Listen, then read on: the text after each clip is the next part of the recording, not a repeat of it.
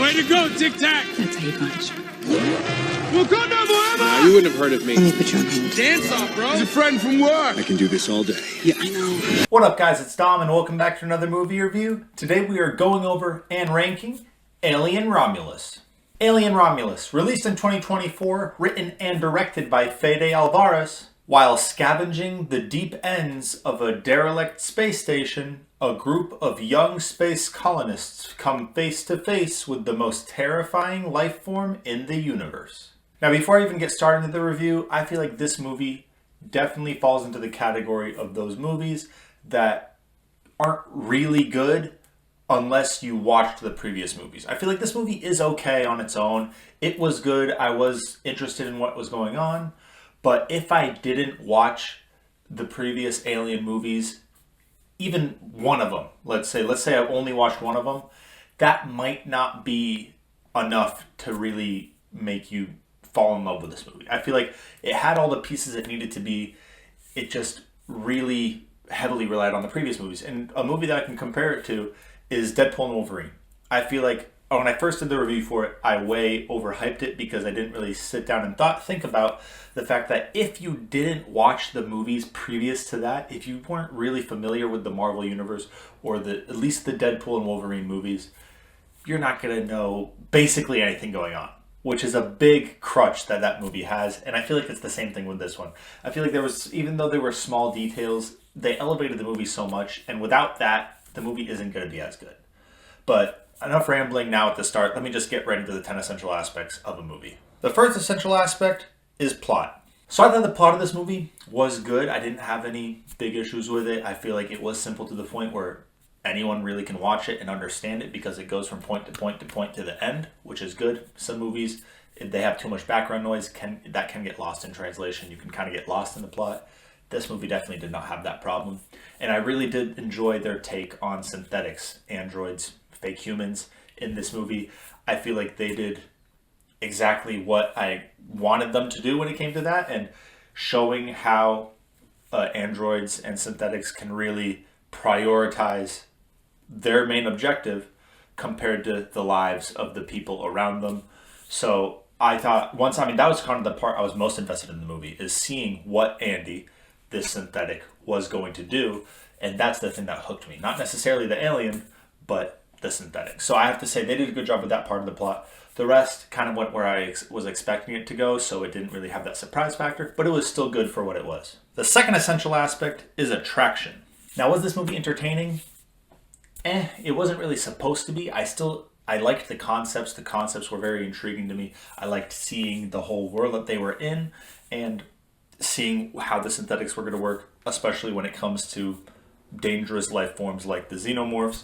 So I'd say the attraction is there. It just really depends on your taste. I feel like if you like the other Alien movies, you're going to like this one. But if you didn't like them, you're not going to like it. So again, that is very just up for grabs of if it is a movie that a lot of people would enjoy. I thought I enjoyed it. Not to the level I was hoping, but I definitely did think it was attractive in some way. The third essential aspect is theme. Sometimes your loved ones are more important than the mission you were set out to complete. Now, obviously, that's not exactly what happened in the movie. I feel like that's kind of the message they were trying to bring to the audience, because obviously when you're an android, you don't have that train of thought like a human would. But if a human was in this situation, it would be, all right, you know what? Let's risk it because they're important to us. Well, androids, I'm not risking it. Why does that matter to me? I don't have emotions. So I feel like that's the message they were trying to push towards the audience. Obviously, it wasn't received to the characters in the movie, but to us watching it, I mean, I know that if you guys seen it, you guys were with me when you were just saying, just open the door, man. The fourth essential aspect is dialogue. Now, when it came to the dialogue between the humans, I feel like it was really good. It was exactly how I expected those conversations to go. The conversations definitely felt real, which helped make the characters feel real. So I have to say they did a good job with that dialogue. And I have to say, Andy sounded like an android. The way he talked, the way he phrased his words, that actor did a really good job of being an android, acting fake, real, acting like the android would in real life. Like being realistically fake is what I'm trying to say. So I think he did a really good job with that, which again elevated the dialogue for the character and made the movie better. The fifth essential aspect is acting. So obviously this is a horror movie. I don't think it should be. I feel like it should be a thriller because, I mean, I guess the characters have a reason to be scared. If I was in that situation, I would be terrified. But me watching it, it wasn't really that scary. I feel like it was more intense than anything than scary. So, I mean, the actors did do a good job of acting scared. So it was a realistic type of scared, which is good because a lot of horror movies don't have good acting. I feel like this movie had pretty good acting, and especially David Johnson, who played Andy, the synthetic on their team, and he definitely did the best job. I feel like his job was the hardest, was to act really fake, to act as the synthetic. I feel like that's a job that's not just like, oh, be scared, do this, do that. It's really just change your whole way of acting to being a robot. I feel like that's very hard because you have to make sure that you sound... See, it's hard for me to phrase this because he's being real with acting fake. That's just my brain just doesn't know what to do. I'm already fried. I'm already stuttering. This is a nightmare. But either way, he did a really good job with the acting because it is hard to act that fake, I guess is what I'm trying to say. Let's just move on. The sixth essential aspect is cinematography. So when it comes to space movies, which this is one, it either looks terrible or fantastic. I feel like there isn't much room in between. This definitely falls into that fantastic category. I think that it looked great. I feel like the actual space in general looked really good. And plus, the entire movie in general, within the ship and everything, looked good as well. It looked like I feel like it should. It looked real, even though it obviously wasn't. So I'd say the cinematography visuals-wise was really good. And when it came to emotions, I mean, I definitely felt tense in some of the scenarios. I never got really scared other than the jump scares because it's a horror movie and it has its classic jump scares. But when it came to feeling the tensity throughout the whole movie, I didn't get that. I got it through a few scenes, obvious ones if you've seen it. There's just a few scenes where you feel tense for the characters, but never really scared to the point where I was expecting to be. So I have to say, when it comes to visuals, really good. Emotions, decent. The seventh essential aspect is editing. Now, Alien Romulus is an hour and 59 minutes long. I feel like that's slightly too long. It's a good length where it was very bearable. It wasn't that hard of a watch. I'm not saying that it's too long, but it could have been a little shorter. I'm sure that if they shortened it a little bit, took out some of the unnecessary scenes, maybe it would have been an even easier watch. But for what it was, I don't think they really need to change it. It's just, if they were to change it, shorten it a little bit. The eighth essential aspect is soundtrack. Honestly, I don't remember the soundtrack. Clearly not too memorable. I'm sure that there was some points at the beginning and end that sounded good and fit the theme, but I could not remember the soundtrack for the life of me. The ninth essential aspect is directing. So I feel like it's the director's job to take these previous 8 essential aspects, put them together to make a movie that's worth watching. And the director of this movie is Fede Alvarez, and he has previously directed 3 movies, and they were Evil Dead, Don't Breathe, and The Girl in the Spider's Web. And the only one of those movies that I've watched is Don't Breathe. And I feel like that obviously is a horror movie. That had me a lot more tense than this movie was. I feel like he was just given a little bit of a better template to make that movie creepier.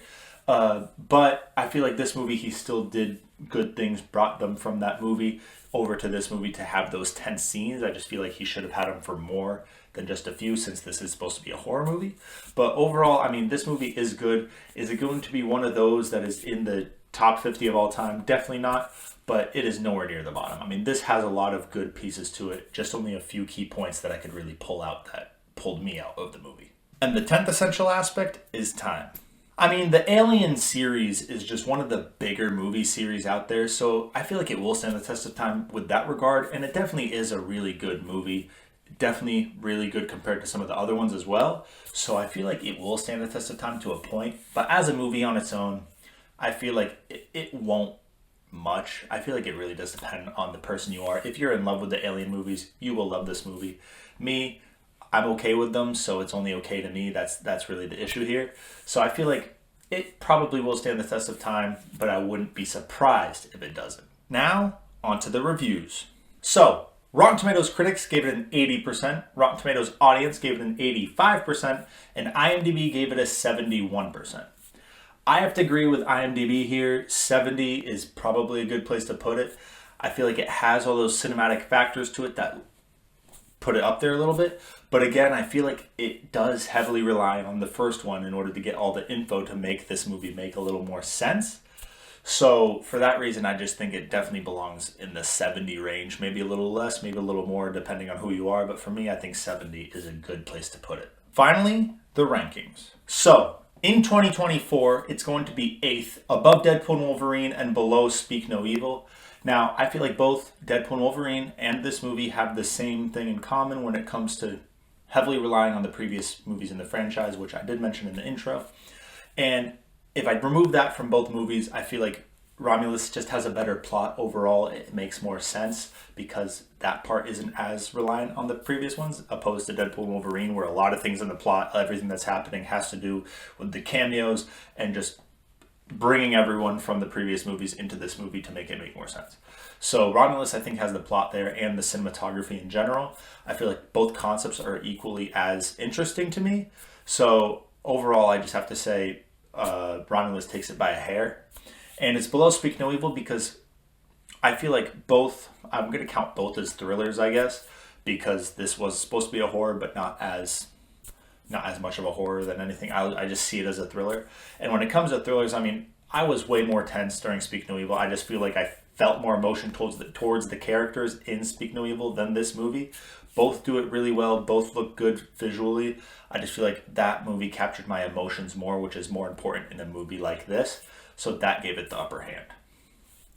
In the 2020s, it's also going to be the same thing. In 8th, above Deadpool and Wolverine and below Speak No Evil. I just said why it's above and below those, so I'm not going to say it again. I'm not going to waste your time.